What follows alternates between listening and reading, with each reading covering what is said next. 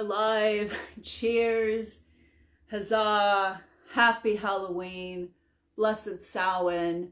How are you doing this evening? So, yes, welcome to another episode of the Tavern. And so tonight I was supposed to have my friend April Thomas from Fashions Revisited join me this evening. We're going to dress up in costumes, possibly have some cool little sets and everything. Unfortunately, she had a family emergency. As far as I know, the update, everything seems to be fine, but still we're rescheduling for another date just because, you need to go do what you need to do. So everybody, yeah, let's all send her out, her and her family out. Positive thoughts, prayers, just, hey, Eric, but let's just send April out. Positive thoughts, prayers, good vibes, everything, just to make sure that there's, everything continues to be okay. And we'll let you know when I have her rescheduled for her episode. But I was still going to come on tonight and just hang out for a little bit. The tea I have, I'm actually drinking out of my Twilight Zone mug that I got from Spirit Halloween yesterday. And yeah, I love it. It says the beginning of the Twilight Zone, that you are traveling through another dimension, a dimension not only of sight and sign, but of mind.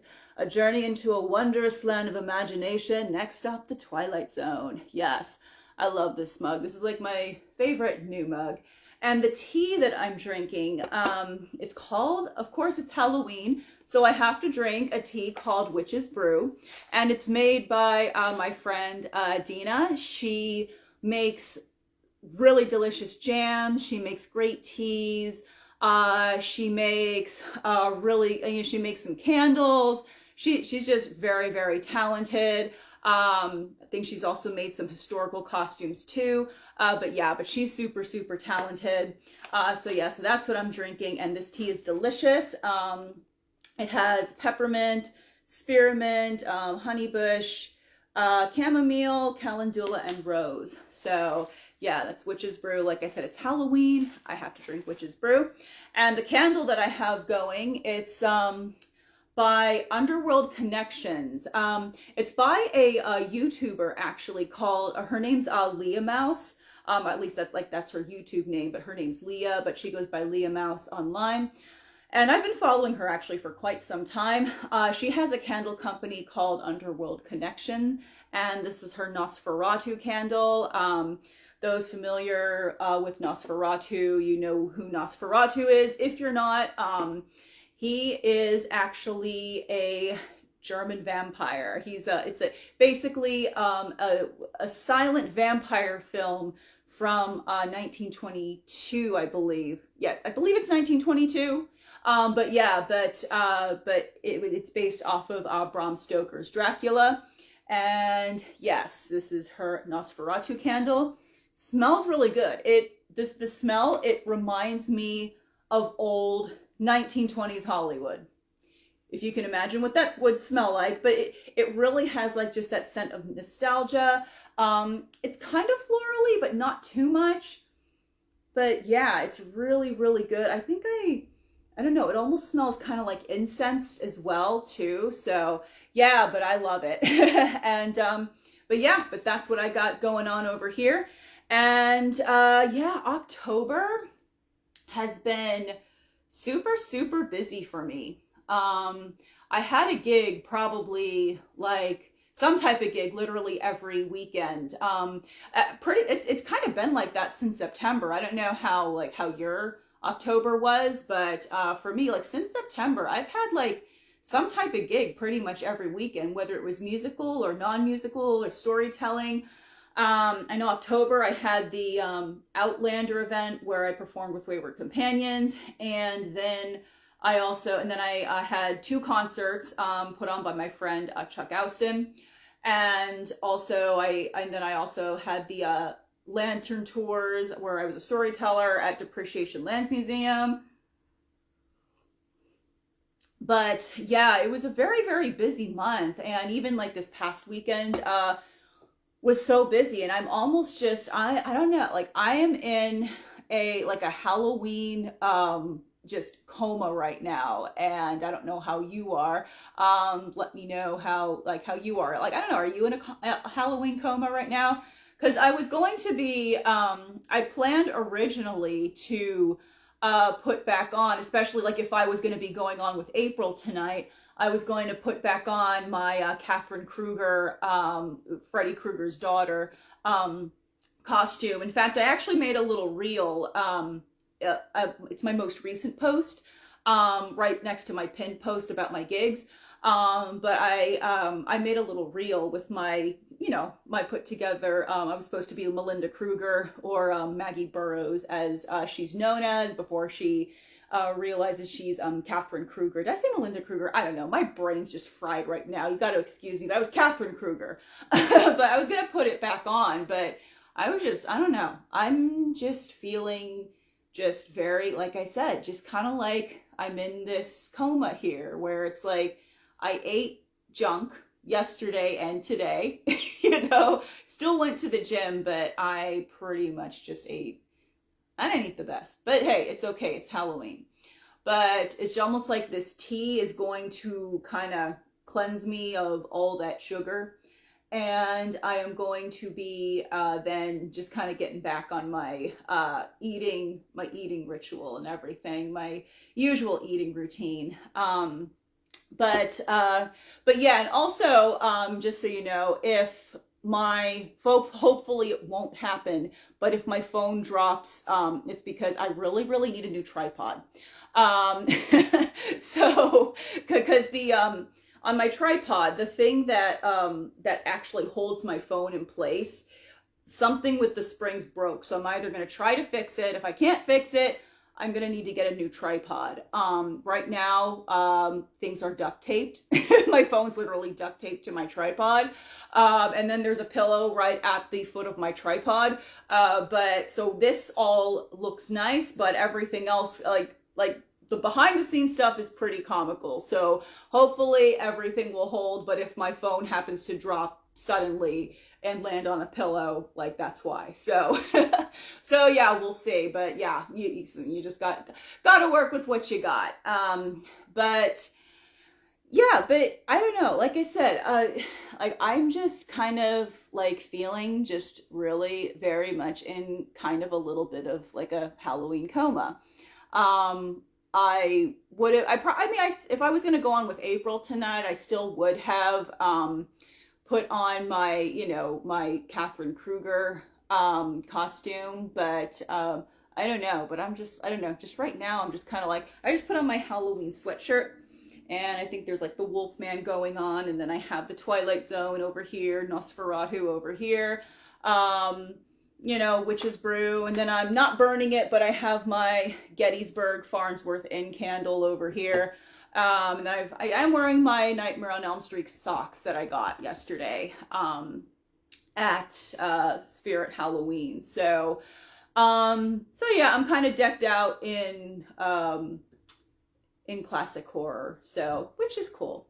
And this shirt is actually by she was called Witchy Vibes of Mine, but I think she goes by something else. So I'll try to find out and like put it in the description on the replay of this. But yeah, so so one thing, of course, that I do on Halloween is watch, of course, horror movies. And I don't know, I wasn't really feeling a ton this year for some reason, but there are a couple that I do. Eric, fun fact, Robert Eggers is remaking Nosferatu. Oh, so someone's remaking Nosferatu. Robert, oh, okay. Wow. Hey, to those that joined. Okay, that should be interesting. If he's gonna actually do like a silent film or make it with, I don't know, just to me, Nosferatu has to be a silent film. But I don't know, that'll be interesting to see how that turns out. So Yeah, wow. But yeah, speaking of movies, a couple that I did watch recently. I watched Halloween 3 Season of the Witch. Even though I know that's kind of like the pariah in the Halloween series, I've always had like just a fondness for that film. It's just, it's entertaining. It's, it's enjoyable. I find it enjoyable. But I know a lot of people like who are Halloween fans of the Halloween franchise. They don't necessarily, they tend to not like that film for some, and I know, and I say for some reason, but I know it's because Michael Myers isn't in it. But from what I've heard from a couple different people, originally when John Carpenter came up with the idea for the film Halloween, he actually didn't intend for it to be all about Michael Myers. Now, correct me if I'm wrong, but like this is just, what I've heard from like, multiple people in the industry. He actually did not intend for it to be an entire big franchise based around Michael Myers. Originally, what he wanted was to have, each year put out a new film with the theme of, around Halloween. So he actually intended for the story of Michael Myers to stop with the first Halloween. And, just kind of have that, cliffhanger ending, or that ending that keeps you guessing as to what happened. And then the movie was so popular that, then, he was kind of talked into making a Halloween 2, and that's where you have that Halloween 2 with, with also kind of continuing Michael Myers and, Laurie Strode, and Old Time Zen joined. Hey, how are you? Thanks for joining. We're talking movies in here. What's your favorite Halloween movie? What's your favorite scary movie? Put it in the comments. I would love to hear about it. But or if you don't like scary movies, what's your favorite movie in general? But like John Carpenter originally did not intend for the whole franchise to be based on Michael Myers. He wanted it to just, in fact, he wrote a Halloween 2 just to kind of put the story to bed. And then, Halloween 3 Season of the Witch was supposed to pick up with his original idea of having just like your basic, kind of themed, almost like, Tales from the Dark Side-ish or something like that. Eric likes Audition. It's a Japanese horror film. I've heard about that. I can't remember where I've actually, I don't know if I've seen that. I don't think I've seen that, but I have heard about it and I've heard good things about it. So, but yeah, Audition. Yeah, that's actually, I've heard it. That was really good. So I might have to check that one out. But that was actually his original intention with like the Halloween series. Now, if he had done that, would it have been as successful as say, the whole like Michael Myers story? I don't know, but that's why, because people always ask like, why does Halloween 3 have like literally nothing to do with any of the rest of the franchise?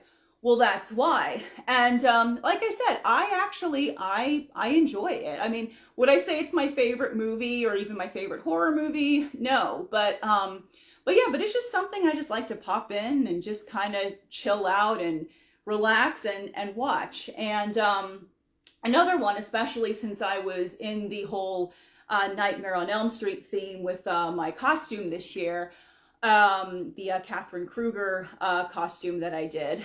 I did watch the Nightmare on Elm Street. I enjoy those as well. One thing that, one movie that I kind of had high hopes for though, that, but kind of disappointed me. It was Winchester, about the woman, Sarah Winchester, I believe her name is. It's the, she lived in the 19th century, and she's the one who built this huge mansion to basically, it's basically a labyrinth, and you almost, I can't remember exactly where it's built. But I do remember I've heard the story before, and it's really, really fascinating about how she had all this money, and she had this huge house built. And it's very much like a maze or a labyrinth, and it's almost like, good luck getting out of that house. Hi, David. Thanks for joining.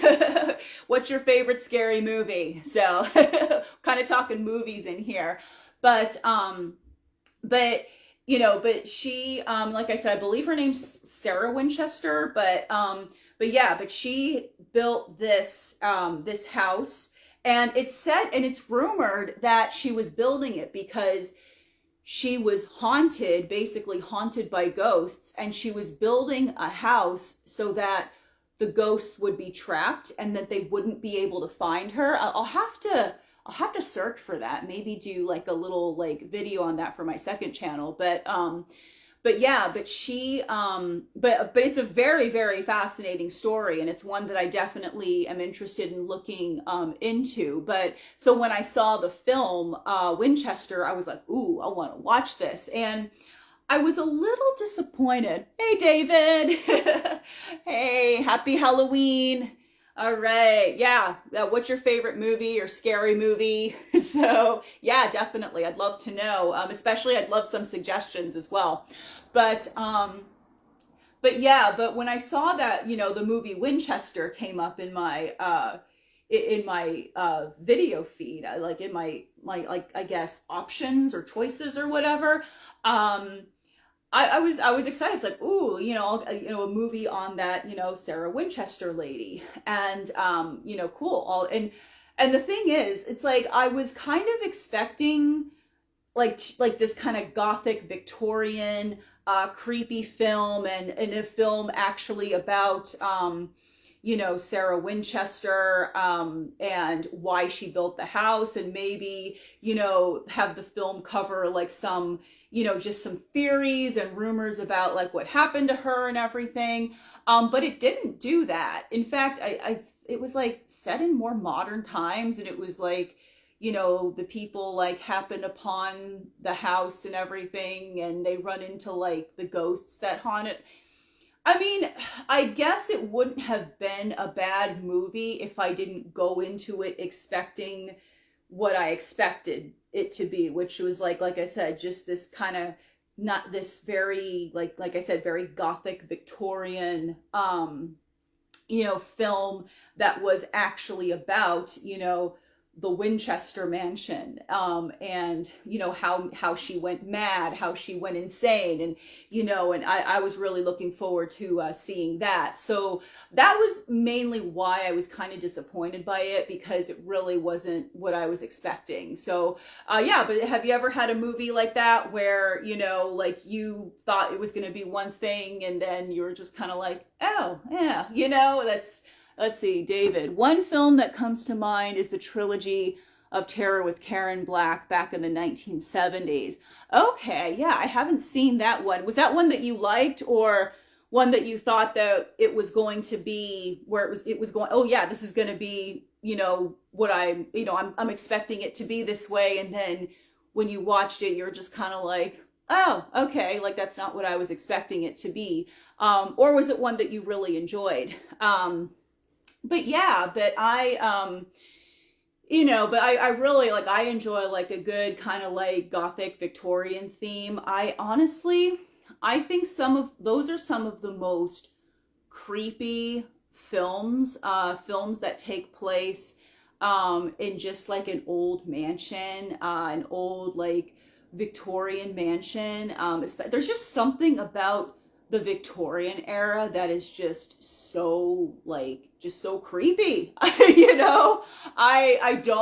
can't really put my finger on why that is, but even horror films that are maybe set in like the 18th century, or even like the 17th century, the 18th century, there's just something about like the later part, like the mid and later part of the 19th century, And even like the very like earliest parts of the 20th century. I don't know. It's just films that, you know, like kind of like horror or suspense films that take place in, you know, during those time periods for whatever reason, like just really like I find those like to be the creepiest, you know. So it was both. Oh, okay. So you liked it, but it also wasn't what you were expecting. Oh, okay, cool. Yeah. Well, I guess that's a good combination. If it wasn't what you were expecting, but you still ended up really enjoying it. So,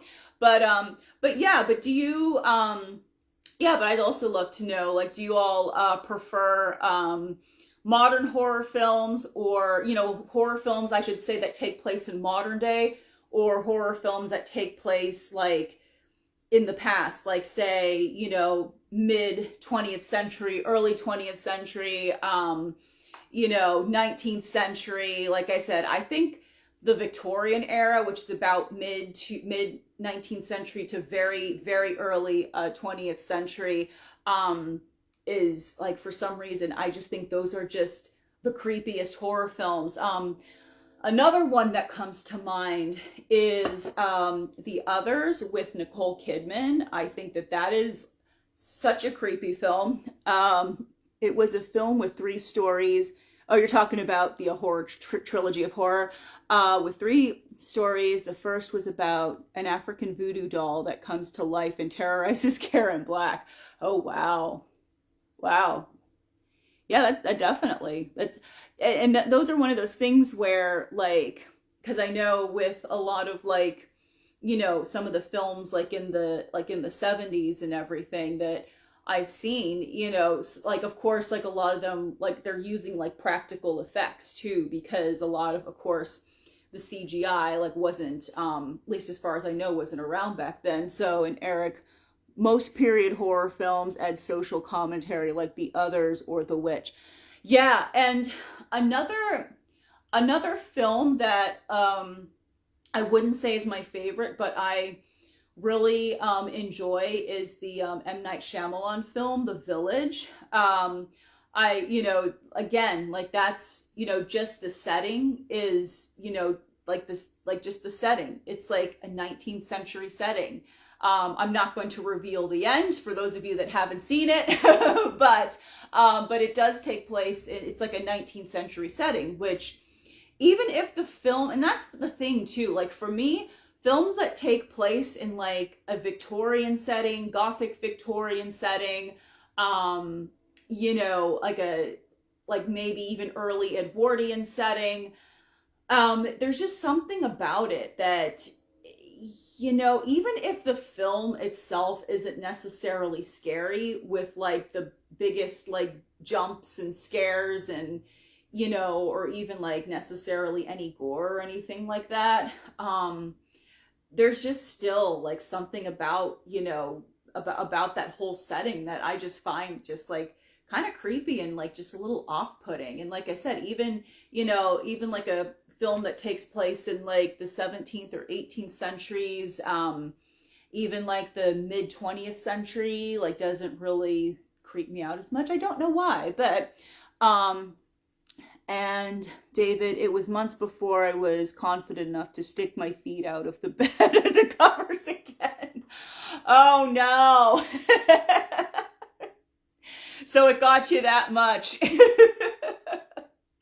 Oh my goodness. Yeah, for me, I did have, there are a couple films like that. I remember I saw I was really little, but I don't remember like what channel it was on. It was one of those like, it was like a late night movie or something like that, or I don't know if it was like Nick at Night or something like that, and they were showing all those reruns or something, but it was like The Monkey's Paw, which I watch it now and it's not scary, but for some reason, like when I was little, just seeing like this dismembered paw, you know, like, oh my God, it really, like, it scared the crap out of me. And I would literally, like, just kind of be laying. I just remember I was like just laying in my bed, and I would like be expecting to see like the paw like just walking around like the corner to it was yeah, that actually, like, that creeped me out. Like, it, I mean, it wasn't, and that's the thing, like, it wasn't necessarily, again, anything that was like super scary or anything like that, but I guess it was just that imagery, especially if you're a kid and you have like a very wild imagination, but yeah, but that kind of freaked me out. So yeah, but so what are you guys up to this Halloween night? So yeah, I'd love to know, for those of you that came in late, April, who I was supposed to have on, LOL, that's scary enough. Yeah, having like this like paw, like, kind of like walking around the corner too. Yeah, I know. but for those that came late, I was actually supposed to be on with my friend April, Fashions Revisited. She is a really, really talented period costumer. She does a lot of 18th century costuming. I've actually bought some of her stuff. She's actually really good. She's worked, in television. She's worked in 18th century like foodways and everything. Worked in a few taverns, and she's just super, super talented. I've had her on this live stream before. And she was supposed to come on tonight, but she unfortunately had a family emergency, and she updated me, everything's okay, but still, we're still going to reschedule her for a later date, just so that she can take care of what she needs to take care of. And like I said, if you can, just send her and her family any prayers, positive thoughts, good vibes, whatever you want, whatever you believe in, just to kind of, just keep everything moving forward. So, but you will see April on at hopefully maybe sometime in November. So, all right. But yeah, this is really, really good tea. It's like the Witch's Brew tea. But what did you guys do for Halloween today? Today I went to this little place called Historic Harmony. Really, really nice, kind of very quaint 19th century town, founded by Germans, the Harmonists to be exact, hence why it's called Harmony. That's where the Historic Harmony Museum is. I have performed there with Wayward Companions and the Pittsburgh Baroque Orchestra, and I've also done history tours there too at the Historic Harmony Museum. But I went there and I actually did a little vlog about it today, and it's absolutely just beautiful, beautiful there at this time of year. And I really just enjoyed my time there today. It was so peaceful, and the weather was just nice and crisp, and you see like just all of the autumn leaves, and then you see like the really big Harmony Inn, and I mean that's on, it's a very old, that's also like kind of like an old Victorian mansion, and I have not ventured in there yet, but that's on my list of things to do, is just venture inside the Harmony Inn and just kind of check it out in there. And also the if you're ever in the, not doing too much tonight, yeah, sometimes, you know what, that's just the best thing, because like I said earlier, I did say earlier that like I was going to put on my Catherine Kruger costume, and if I had gone on with April tonight, I still would have, but I don't know, just tonight I'm just in this like Halloween coma, so I just have like my black cat blanket here, just in my Halloween sweatshirt, I have my tea. But yeah, but if you're ever in the historic Harmony area, I would definitely recommend going to the Wonder Bar Coffee House. It's inside like an old opera house, actually, that was, and since I'm a trained opera singer, I can definitely appreciate the opera house aspect of it. But it actually, but it was built in 1875. That's the date that it says on the building. And there are two places within that building, that old opera house. It's, are your trees all in color now? Yes, they are yours. Yeah, yeah, it's gorgeous. But yeah, all the trees are in color over here, and but there are two different businesses housed within that opera house. It's the Wonder Bar, and then Two Frau's Bakery. So, but unfortunately, the Two Frau's Bakery was actually closed today. So I went to another one where I got this like little ghost cupcake. So, and I can't think of what the name of that bakery is called, but I know what street it's on, because it's a German name that I'm, as of right now, unable to pronounce. But I love old buildings. Yeah, me too. Me too. There's just some, I don't know. There's just something about the architecture and the design of old buildings that I don't, because I think a lot of like modern stuff just loses all its charm, and I think that a lot of modern architecture, it just all like looks exactly the same. There's just no like distinct character to them. And yeah, it's just kind of sad that, everything just has to be so uniform and so exactly alike. And, again, there's just nothing to distinguish one from the other. Ours are past peaking now. Okay, and Traves. Hey, thanks for joining. Traves Zarox. I hope I pronounced that correctly. Hi, thanks for joining. But I personally enjoy, and that's why, like, I do so much stuff at, like, history sites and everything, just because, there's just so much, not only just so much history there, but just so much character in, hey, Valley of Shadow, thank you so much, thanks for joining, oh, thanks for following, thank you, yes, all right, yes, but, yeah, but if you're joining us, what's your favorite scary movie? That's part of what we're talking about in here.